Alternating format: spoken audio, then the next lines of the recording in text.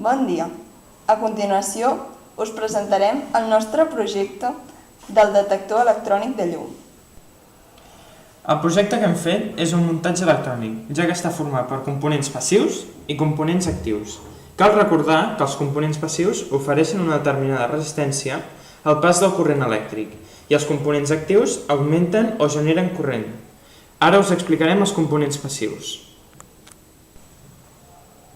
Bé, aquestes són les resistències fixes. Són resistències que sempre presenten el mateix valor òhmic, determinat per un codi internacional de colors, que ens informa del valor òhmic i de la tolerància.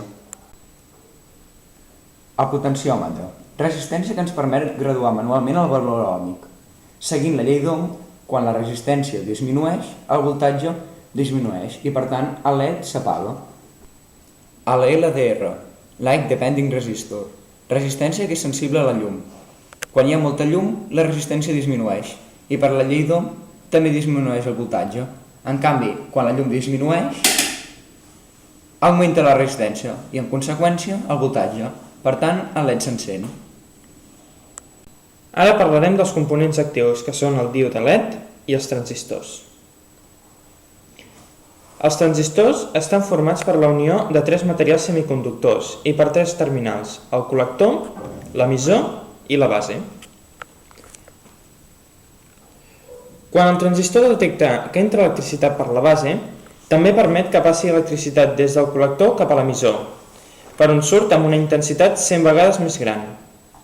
En el projecte hem posat els transistors en el sistema d'Arlington, en el qual l'emissor d'un transistor està acoblat a la base d'un altre transistor, de manera que per la base d'aquest transistor surt molta més intensitat. El díode LED, el Light Emitting Diode, és el díode que, quan està en polarització directa, és a dir, que hi ha circulació dels electrons, emet llum. És l'únic component electrònic que pot transformar l'energia elèctrica en energia lumínica. Necessita un mínim voltatge de 2 volts i una mínima intensitat de 20 mA perquè pugui emetre llum. Quan l'hem hagut de fer servir, hem hagut de tenir en compte que el terminal de l'ànode, que va connectat al pol positiu de la pila, és més llarg que el càtode, que va connectat al pol negatiu de la pila. Aquí es veu el muntatge electrònic dissenyat amb l'aplicació CryoClip. Aquí veiem els diferents components: la pila, la resistència d'1 kΩ, el potenciòmetre, el Light Depending Resistor, o LDR, els transistors en format d'Arlington, el LED i la resistència de 330 ohms, ja que el LED sempre ha d'estar acompanyat d'una resistència. Aquest és el dibuix de la placa de tires que hem fet del muntatge. Els colors són les connexions que hem fet entre components per tal que funcioni el projecte.